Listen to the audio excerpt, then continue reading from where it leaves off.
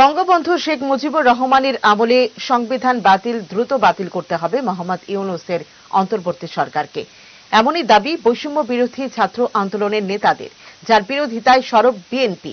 খালেদা জিয়ার দলের সাফ বক্তব্য, সংবিধান বাতিল করলে মুক্তিযুদ্ধ ও স্বাধীনতাকে অস্বীকার করা হবে। সংশোধন বা সংযোজন করা যেতে পারে।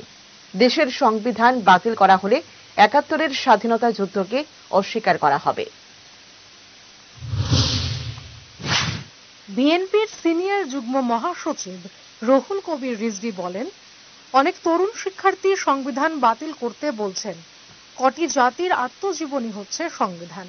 সেটির সংযোজন হতে পারে, সংশোধন হতে পারে।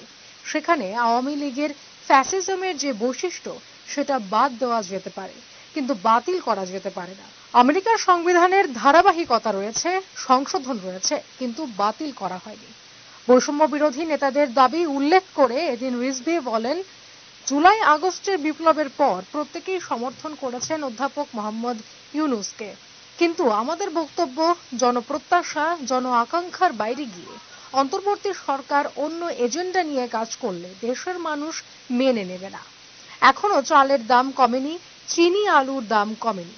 শেখ হাসিনার কারণে গত বছর থেকে ভারত থেকে আলু আমদানি করতে হয়।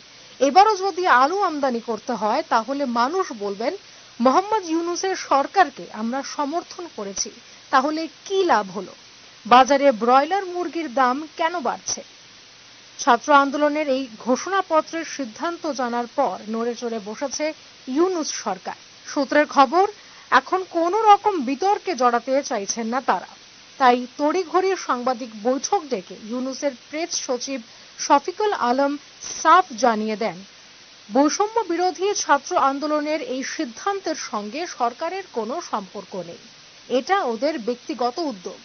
যারা ছাত্রদের সিদ্ধান্তকে সমর্থন করছেন তারা একটি ব্যক্তিগত উদ্যোগকে সমর্থন করছেন।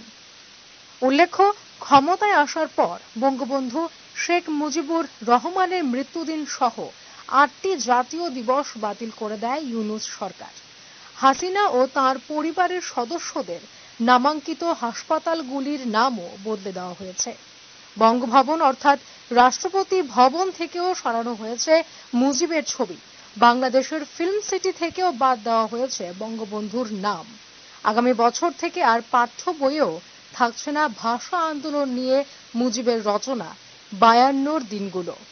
পাঠ্যক্রমে যুক্ত হবে আরবি ভাষা। এমনকি বঙ্গবন্ধুর বদলে ছাত্র আন্দোলনের ছবি দিয়ে নতুন নোট ছাপা শুরু হয়েছে। ফলে সব দিকে মুজিব ও হাসিনার স্মৃতি মুছে ফেলতে তৎপর ইউনূস সরকার। এবার মুজিবের সংবিধান বাতিলের দাবি ছাত্র নেতাদের, কিন্তু এর বিরোধিতা করছে BNP. Bureau report, headlines Tripura national.